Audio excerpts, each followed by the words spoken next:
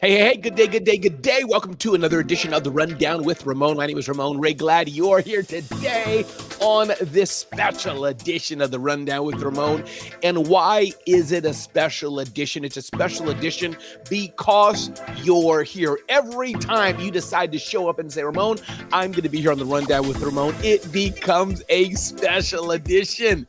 So I'm glad you're here today. Well, all we ask on the Rundown with Ramon is one thing and one thing alone, and that's to help you live your best life or start or grow your business.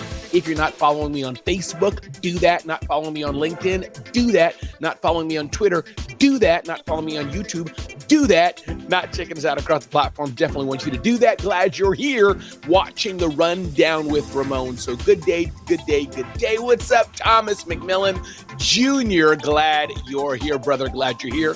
We got a fantastic episode for you today, and that includes something a bit more serious. Wall Street Journal had a whole issue about money, and I wanted to touch on that today. I don't have a lot to say about it, but I wanted to underline the fact that many people are kind of jacked up in their finances, jacked up in their money, and I felt to open the show today with that conversation. We're going to touch on that today. Good to see you here, Thomas, coming in from X.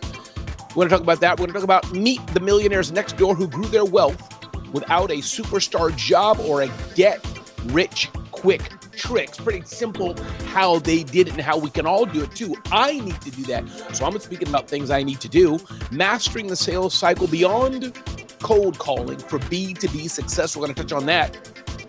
4 traits of bad managers. Of course, advice from Seth Godin. One of his blogs says, omitting the herbs. If we have time today, we're going to talk about growing as a pain, the trials and tribulations of growing a small business. Touch on some insights about A/B testing. And curious, should you upgrade your iPhone? I don't know. Should you do it? Should you not? And again, depending on the time we have, how to keep your customers happy after the sale with the power of CRM. Again, my name is Ramon Ray. Get to know me better at RamonRay.com. RamonRay.com. Definitely check it out. Hey, Phyllis, glad you're here today. Good day to you. And check us out at zoneofgenius.com. If you haven't signed up for our email newsletter more, definitely want to do that. So welcome to a brand new edition of the Rundown with Ramon. Let's get started right now. Ding, ding, ding, ding, ding, ding, ding. Wall Street Journal had an interesting article. And it started out by saying this: as Generation X approaches retirement, reality still bites. The forgotten generation, born between 1965 and 1980, launched their careers at the start of a massive shift in how Americans work. And the bottom line with how this shift happened is that it went into 401ks and other self-managed retirement platforms. See, before it worked where you work at a company, as I did at the United Nations, and you got a pension fund, you worked there for 20, 30 years, and you retired, and you got your pension, some consistent a percentage of the revenue that you made, plus Social Security, and you went away and lived your life and got old and died, and your kids, hopefully, and family took care of you in between. But with 401ks, there's a story here. A lady worked in different places. So her 401k was in different areas, 1,000 here, 10,000 here, 20,000 here, in different areas. The dilemma of this generation, Wall Street Journal writes, is that the money situation was different. Now there's Robinhood and Betterment and all these kind of different online apps. But today there is, but back then there was not necessarily. What's up? No excuse today. Glad you're here on the IG side. Deanna Lammerts is here always on the Rundown with Ramon. Deanna, so good to have you here. So this is the dilemma, writes the Wall Street Journal. I just wanted to unpack it today. I don't have a solution for you. But the article starts out by saying the oldest members of Gen X are turning 60 next year. That's me. I'll be 52 next year. So they launched their careers at the start of a massive shift in how Americans work. Companies moved from pensions that promise steady income after years of service to plans such as 401ks that place employees' retirement destiny in their own hands. I'm reading here from the Wall Street Journal. By some measures, Gen Xers are worse off financially than their baby boomer predecessors. The median household net worth of Gen Xers between 45 and 50-year-old was about $250,000 in 2022, about 7% lower than that of baby boomers. Makes an example here. David earns $35,000 a year as a school bus driver. He doesn't own property and has about $100,000 in retirement savings from his previous job. It's a different life than that of his parents who worked for decades for the sheriff's department and post office and received steady pension checks when they retired. The 401k makes things different, tied to the stock market. And if you're doing your own independent long-term investing beyond what your company puts in, you'll be fine. But if not, it may be a different ball game. Gen X is the first generation where they were mostly expected to figure out their retirement on their own, writes the Wall Street Journal. So I don't have an answer here, but it's a dismal picture showing that those of us who are between the age of 40 and 50, hitting 60, and maybe you didn't get ready for retirement, you're getting older now, you're in that 50-year-old range, and you're looking at 60, you're looking at 70, what do? Well, open up a business and try to generate revenue. Who wants to drive Uber at that age unless you have to? See what you can do with the skills you have and how you can increase revenue even as we get older. Wall Street Journal writes, when the stock market crashed in 2020 at the onset of the COVID pandemic, he and his wife pulled the money in his wife's 401k out of the market and into a money market fund. Now they have reinvested the money, but a greater portion of it into bonds than before. He has retirement savings a little over $1 million, but is that even enough? So my point today is it's kind of just a eye-opener that you as children, as younger, and you're working. What's up, Scott Simons? Glad you're here, brother. Glad you're here on the Rundown with Ramon. Hey, Phyllis, and again, glad you're here, Phyllis. So I don't have an answer. I don't have a solution to this, but I can say one thing and one thing alone. It's never too late until it is. Maybe you have to work a little harder. Ideally, you have to work a little smarter to get where you need to be financially. Deanna says here, Gen X, we are the generation of the figuring outers. We figured out the internet went from VHS to streaming, etc. We're prepared for the challenge. I sure hope so. And thank you for breathing hope into us, Deanna. But I know that, time is one thing we can't stop. We're all getting older. And as we get older, our bodies are going to be able to work less or things we want to do more of. So I love that hope that Deanna shared. We can figure it out. I want to bring out another point here. Ding, ding, ding, ding, ding, ding, ding. Wall Street Journal had a series of articles where they talk about the American dream feels out of reach for most. And this is not a political issue, but I do think it's an eye-opener to those of us that are blessed and doing well with our income, with our money, with our journey of entrepreneurship, with the hope, as Deanna said, that we have. But for many people, that dream is just not there. They're working hand to mouth, and that hand has a little bit in it each time. They're not where they want to be financially. They're struggling day to day. That's the case of many Americans. And many, of course, around the world are living much different. We're talking about the American asset, the American dream. Hey, the musical web, glad to have you here. My admonition, my vision, my dream, my admonition for us, especially those of us who are younger, is to be smart about your money. Put your money aside in investable assets that can grow. Be smart about your money. Earn more money. Don't just work hard, but work smart. I hope this has been helpful to somebody. It was helpful to me when I read it, a reminder that, hey, it's good to earn an income, but remember, we're all getting older and we'll have to deal with it. Hey, K-Matt, glad you're here. Hey, Charles, glad you're here. Hey, the real Greg Walker, glad you're here. Hey, really? Hey, Ray Alma's here. Hey, Alma, glad you're here.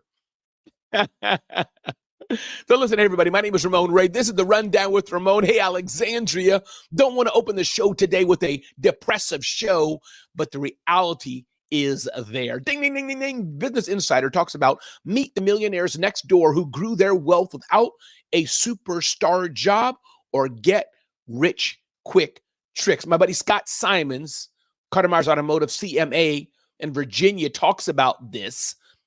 Building wealth. Nothing fancy, No tricks, no scams, just working hard, working smart, and then what you do with your money. Business Insider says not all millionaires have big houses, boats, or fancy cars. In fact, 6 of them told Business Insider their strategies to grow wealth and keep it are the exact opposite. One couple here has a net worth of 1.3 million. That's a millionaire status. He makes a decent living in real estate, saying he and his wife combined never made more than 200,000 a year with 2 kids and more. So for a decade, the Garys have stuck to a meticulous budget. They shop at Aldi, regular store. We're doing enough things right to have a significant margin in our lives so that 10 years of compounded efforts have put us on the fast track to where we want to be. They worked their way through college, graduated debt-free from a public university, and they have now the financial flexibility that they wanted because they put their money aside, they saved their money, grew their real estate career, put their money where they want, now can grow. Now they have a nest egg, and they can move forward. But the key here to grow wealth is to live below your means. All millionaires will tell you this. Warren Buffett and others live below your means.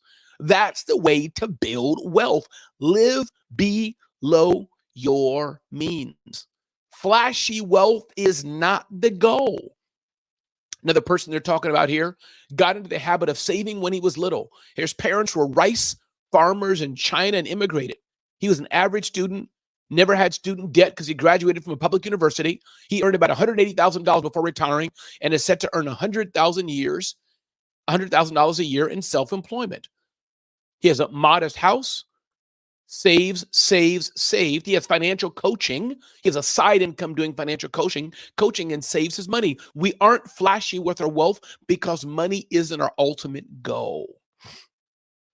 So as you're seeking to build wealth, I think a few things I'm getting out of this. 1, yes, earn as much money as you can. Dr. J.D. Lacey, Soundwave, K8, KB8 is here. Earn, yes, you have to earn. 2, you notice most people said they went to college, public colleges, and graduated with no debt. Number 2, save your money, but don't just save the money. Put it into vehicles that can appreciate that wealth, that can give you a higher interest, a higher rate of return on the wealth you have. If you have some sort of knowledge that you can monetize, maybe on the side, get a few clients and make more money there and live the life you want. This is important. So we've had 3 different articles here about, hey, there are hidden millionaires amongst us. Remember, millionaire does not mean you're uber rich and you're driving Lamborghinis all day. No, millionaire just means you have enough money for retirement and you're living a simple life still. And of course, it talked about how many people are afraid that they're missing out on, quote unquote, the American dream. And I get it. It talked about how this generation is a different generation we've had. But there's hope. If you're still breathing, there's hope. Earn more money, get a side business, but not just any side business. If you have some knowledge that you can monetize and work on a computer, work from home, learn new skills, AI is here and more. As Deanna said, there's always hope. Again, everybody, my name is Ramon Ray. This is the Rundown with Ramon. I'm glad you're here today on the Rundown with Ramon. Get to know me better at RamonRay.com, RamonRay.com. Check us out at zoneofgenius.com. Sign up for all the things that we have as we work to help you live your best life and help you start or grow your business. Ding, ding, ding, ding, ding, ding, ding. How sales teams can use AI to follow up with leads. If you're not using some version of automation in your business, you are missing out. Yesterday, I sent an email to a subset of my premier, as it were, brand sponsors. And every email newsletter they opened up, I put an automatic trigger to follow up with them. That simple automation that all business owners can do.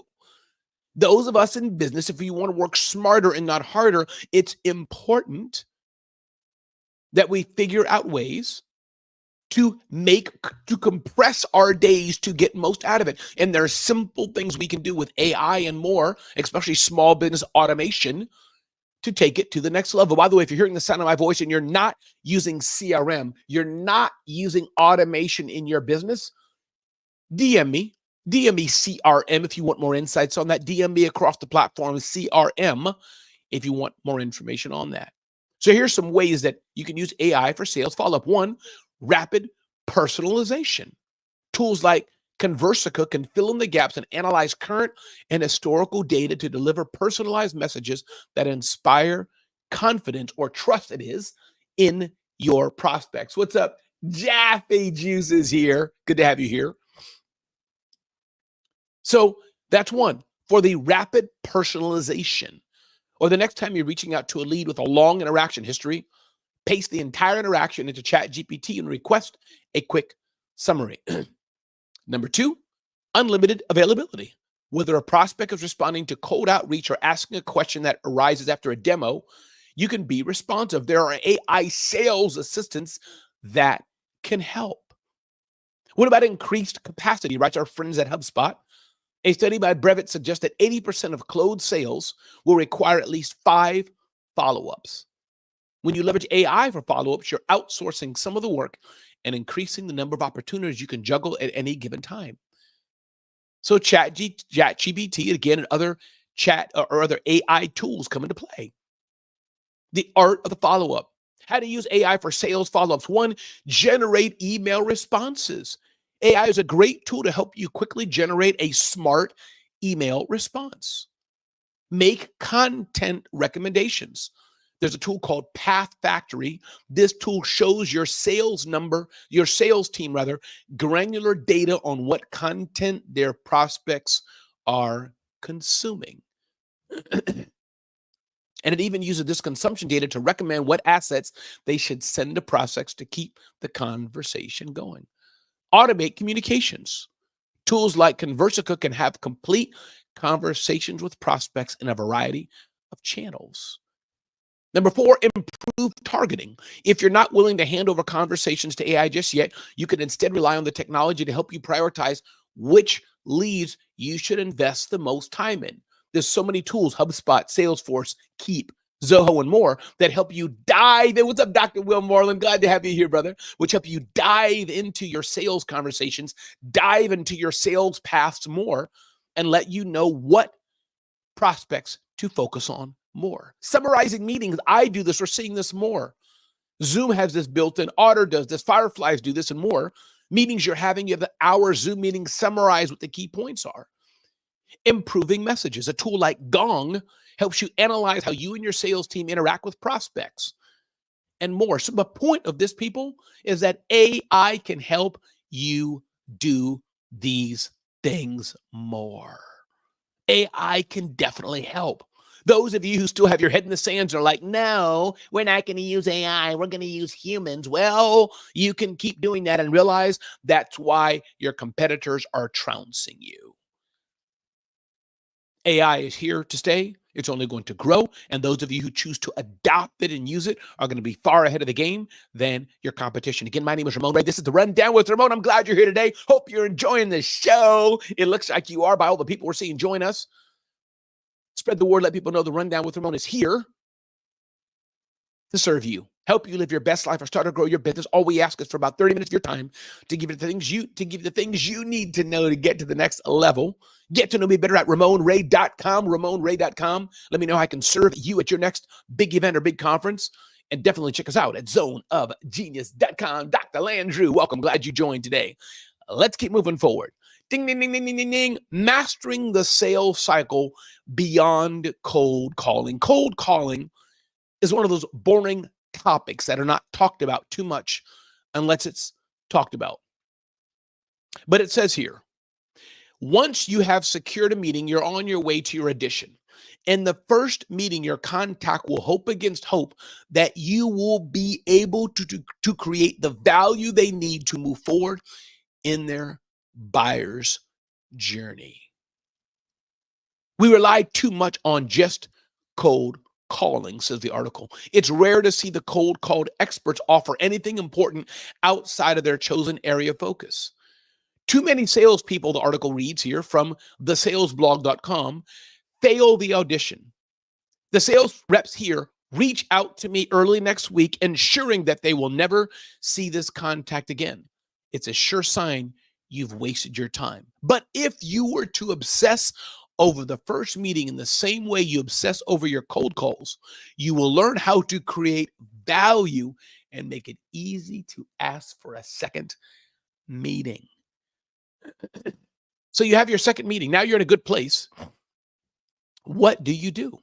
Now imagine that you were in deep discovery and you were asking questions about the client's company and their history. But because you did not research on the company the way you should have, or the industry, and you did not meet with any of your peers who have already figured out the industry, if you spent the same amount of time on research that you spent on cold calling, you'd figure out the right way to have the next conversation. Do your research, people. Do your research when meeting with people. If you had spent time on trying every new approach you find on LinkedIn, you would learn to address the strategic outcomes the client needs.